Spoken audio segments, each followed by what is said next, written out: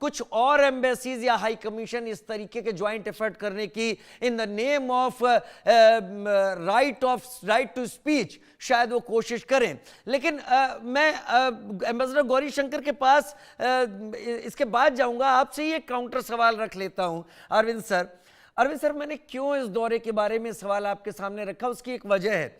1971 और आज 50 साल का वक्त हो गया है, बहुत वक्त निकल गया। लेकिन मैं उससे पहले बड़ी खबर ले लेता हूं, जो मेरा प्रोडक्शन कंट्रोल रूम अभी मुझसे कह रहा है थोड़ी देर में एयरपोर्ट लैंड करने वाले हैं व्लादिमीर पुतिन।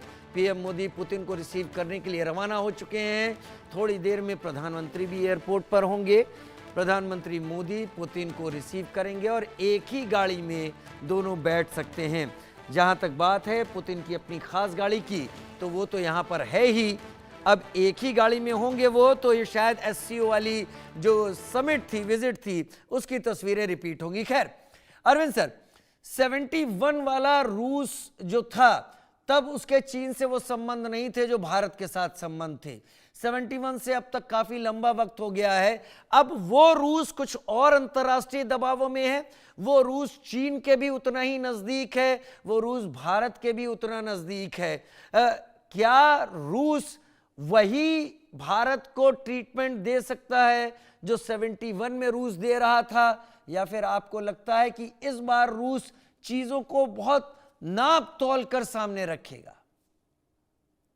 राजेश साहब देखिए, 71 वाला भारत आज का भारत नहीं है। आज का भारत ज्यादा मजबूत भारत है।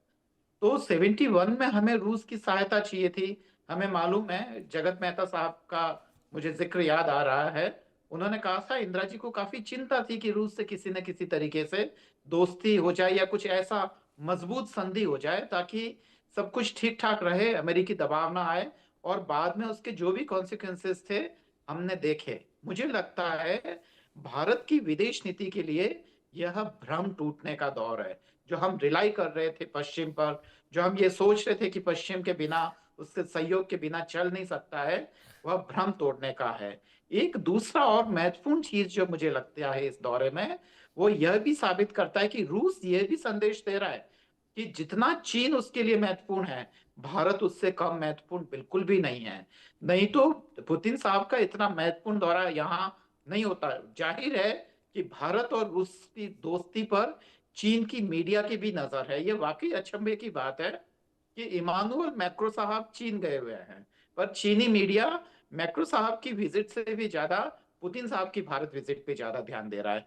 तो आशंका तो चीन को भी है, पर अब जरूरत है कि उस आशंका और जो भारत और रूस की दोस्ती को हम खुले तौर पर ये बताएं और ये प्रचारित करें कि खासकर चीन के साथ हमारे संबंधों में भी रूस और भारत की यह दोस्ती काम आए।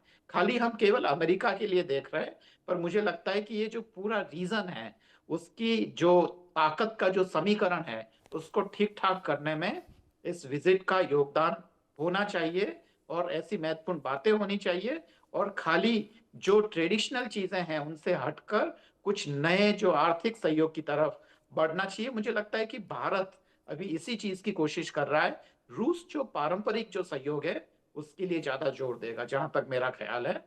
पर दोनों ही देशों को बहुत ही उम्मीद के साथ आगे बढ़ना चाहिए, बिना किसी दबाव के। और ये वाकई स्पष्ट संदेश भी है पूरी दुनिया को। राजीव साहब, वाकई एम्बेसडर गौरीशंकर सर, भारत का एक लंबे समय से नॉन अलाइनमेंट रुक रहा है। गुट निरपेक्ष आंदोलन भारत की तरफ से बढ़ाया हुआ था। पिछले कुछ दिनों में भारत के प्रधानमंत्री और भारत की डिप्लोमेसी ने ग्लोबल साउथ की आवाज बनने की भी एक कोशिश पुरजोर तरीके से की है कि भारत ग्लोबल साउथ को रिप्रेजेंट कर रहा है। लेकिन रूस के राष्ट्रपति का यह दौरा और डोनाल्ड ट्रंप की अचानक तल्खियां, डोनाल्ड ट्रंप की तल्खी पर वहां के फॉर्मर एनएसए जैक सुलिवन ने कहा था कि जो कोशिश 3 गवर्नमेंट ने भारत के साथ नजदीक आने के लिए की, उसे डोनाल्ड ट्रंप ने 6 महीने में ही खत्म करके रख दिया और एक बड़े नुकसान की तरह है। लेकिन भारत जो रेड कारपेट वेलकम इस वक्त दे रहा है व्लादिमीर पुतिन को, खुद प्रधानमंत्री वेलकम करने के लिए एयरपोर्ट पर पहुंच रहे हैं, जो अमूमन जाते नहीं है प्रधानमंत्री। क्या भारत नए वर्ल्ड ऑर्डर में अपनी पोजीशन या नए वर्ल्ड ऑर्डर के लिए खुद को रीसेट करने की कोशिश कर रहा है नॉन एलाइनमेंट मूवमेंट के विज़ उसको देखते हुए? राजीव जी देखिए, सबसे महत्वपूर्ण बात इसमें यह है कि यूरोपियन और अमेरिका, इन देशों में अभी भी वो उपनिवेशवाद की जो नीति है, कुछ हद तक वो उसी को फॉलो कर रहे हैं। वो चाहते हैं कि हम व्हाइट हाउस से या ब्रसल से ऑर्डर इश्यू करें और भारत उनको मान ले। और इसी तरह की इनकी कोशिश रही है। ट्रम्प साहब ने जो एक्स्ट्रा ड्यूटी लगाई, उसका एफर्ट यही था कि हमारी आदेश को मान ले और भारत हमारे जिस तरह से हम कहें उस चीज को मान के आगे बढ़े। यूरोपियन यूनियन भी यही कर रहा है, जो एम्बेसडर्स का आर्टिकल था और उसके अलावा उनकी जो मेरे ख्याल से विदेश मंत्रालय को अप्रोच भी रही होगी, तो ये सब कुछ ये कर रहे हैं। ये सारी की सारी जो पुरानी कॉलोनियल टाइप अप्रोच थी ना, वो उनकी अप्रोच कहीं नहीं है। जबकि रसिया जो है वो हमें पूरी स्ट्रेटेजिक ऑटोनॉमी देता है।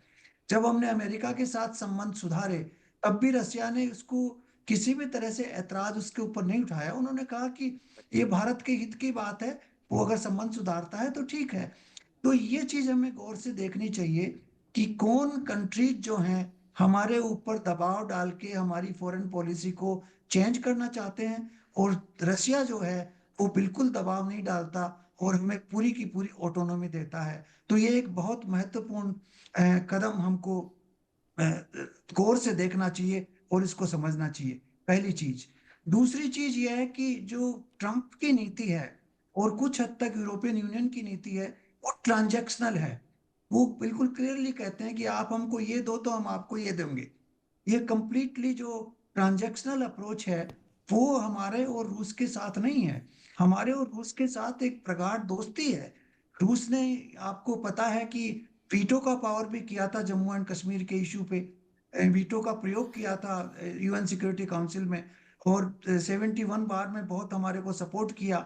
उसके बाद 98 में जब हमने न्यूक्लियर एक्सप्लोजन्स किए, उस समय भी रसिया ने पूरा हमको सपोर्ट किया, जबकि वेस्टर्न वर्ल्ड ने